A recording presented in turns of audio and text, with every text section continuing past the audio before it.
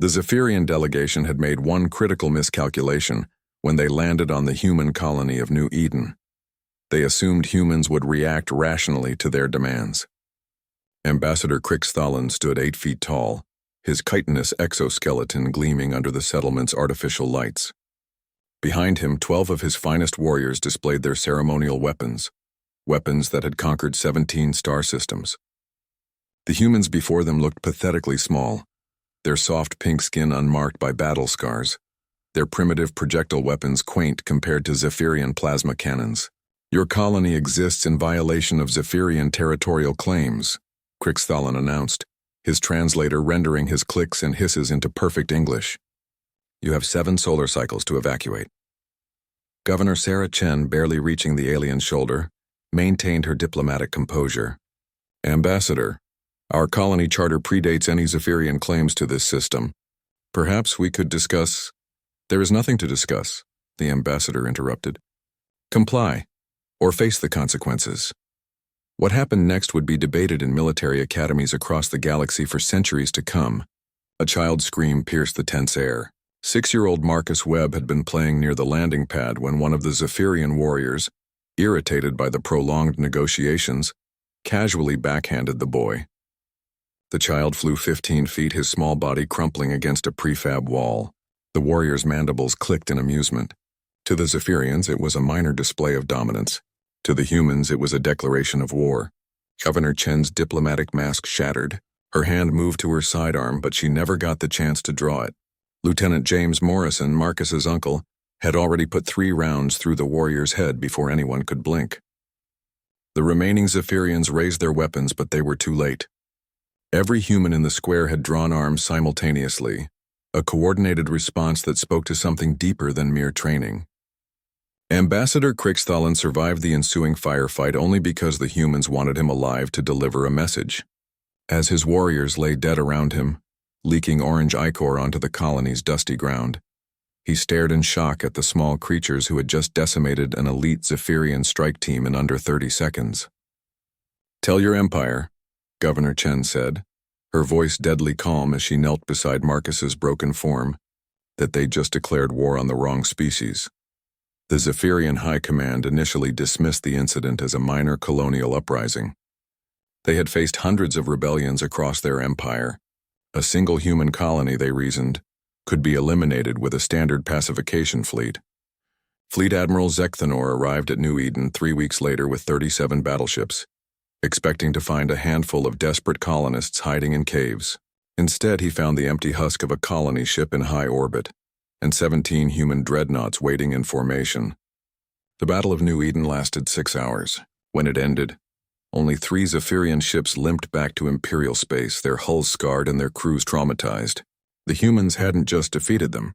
They had torn through the Zephyrian fleet with a savage efficiency that defied explanation. Admiral Zekthanor's final transmission became legendary among human forces. "They fight like demons.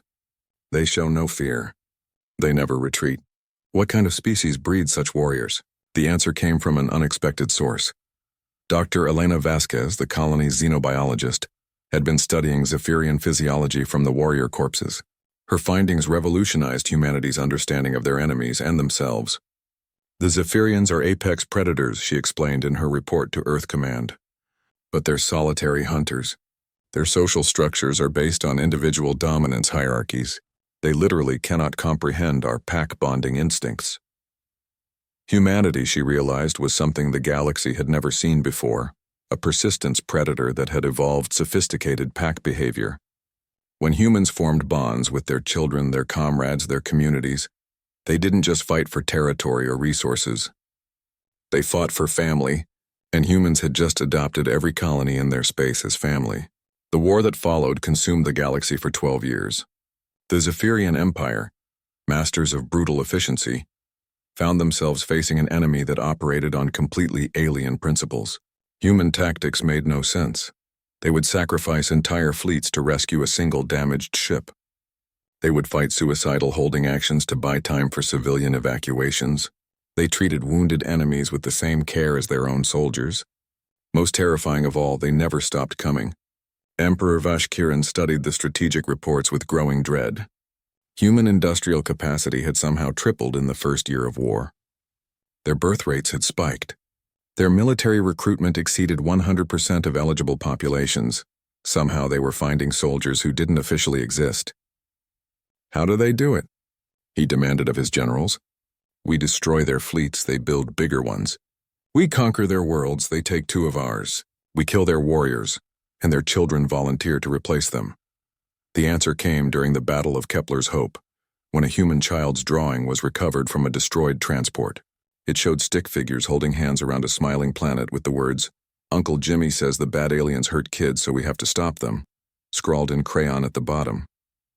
The Zephyrian intelligence officer who translated it requested immediate transfer to a non-combat assignment. The war ended not with a grand battle, but with a single message broadcast across all Zephyrian frequencies. It showed Marcus Webb, now 12 years old, walking with a slight limp but very much alive, playing with other children in New Eden's rebuilt playground. "The boy you hurt to start this war is still here," came the calm voice of Admiral Chen. The former governor had been promoted. "But your empire has lost 400 billion souls learning what happens when you threaten human children.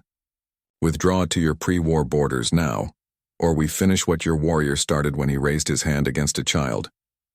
The Zephyrian Empire surrendered unconditionally 72 hours later. In the post-war analysis, historians would note that the conflict officially began when a Zephyrian warrior backhanded a human child. But those who truly understood humanity knew better. The war had begun the moment humans decided that one small boy's pain was worth burning down the galaxy to avenge. Some fangs, no matter how small, can start the biggest fires.